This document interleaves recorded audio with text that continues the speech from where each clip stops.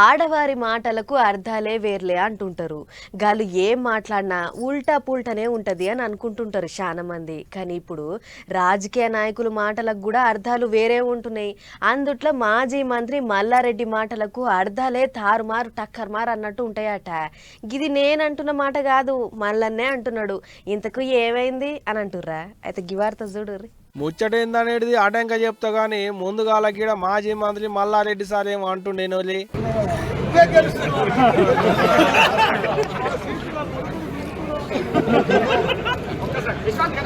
అది ఇన్నదా, ఇది ఓ పెండ్లి కార్యానికి పోయిన కాడైన ముచ్చట. గాడ ఈటెల సార్లు గాగలిచ్చుకొని కడుపు నిండా మాట్లాడుకుంటా, అన్న నువ్వే గెలుస్తావు తీయే, మల్కాజిగిరిలో ఎంపీ అయ్యేది నువ్వే, ఏం రంది వడకు అన్నట్టే చెంపలు పట్టుకొని బుగ్గలు గిచ్చుకుంటా దవడల మీద చెయ్యి వేసి మాట్లాడిండు మాజీ మంత్రి మల్లారెడ్డి సారు. ఇప్పుడు గీ ముచ్చట బయటికి వచ్చి పబ్లిక్ లో గిరగిర తిరిగేటాళ్లకు మళ్ళేం మాట్లాడుతుండో ఈ నువ్వు లోపాలి.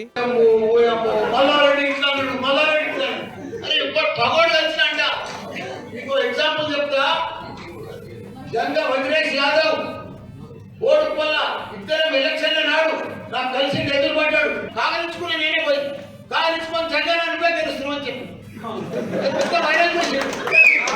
నా పని ఏంటంటే అప్పటి మనిషికి ఎదుటి మనిషిని కృషి చేసే పని. వజ్రేష్ యాదవ్ గెలిచిందా గీల పని కూడా కనిపిస్తుంది.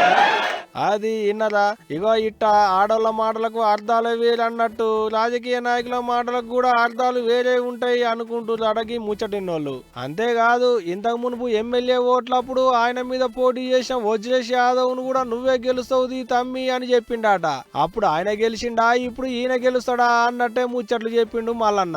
అప్పట్లప్పుడు ఎదురుగున్నోళ్లను కృషి చేసేటందుకు ఎన్నెన్నో చెప్తాం, అన్ని అయితే ఏంది అన్నట్టే మాట్లాడుకొచ్చిండు. ఇప్పుడు గీ ముచ్చటిన్నాక మల్లన్న మాటల కాదు, రాజకీయ నాయకుల మాటలకే అర్థాలు వేరుంటాయి అనుకుంటున్నాడు రాష్ట్ర పబ్లిక్. అట్లనే ఉన్నది మరి ముచ్చట చూస్తుంటే కూడా.